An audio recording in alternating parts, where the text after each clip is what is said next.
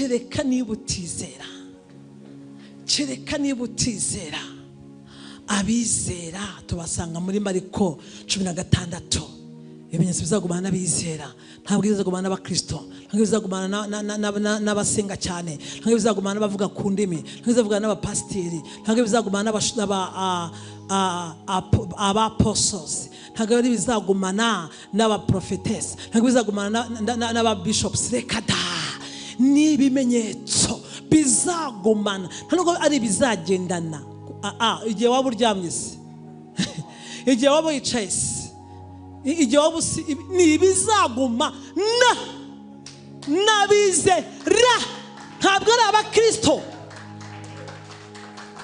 Rero uyu murongo niwo utwemeza, uduha uburenganzira ko turi urubyaro, turi abuzukuru ba Aburahamu muri byose. Kandi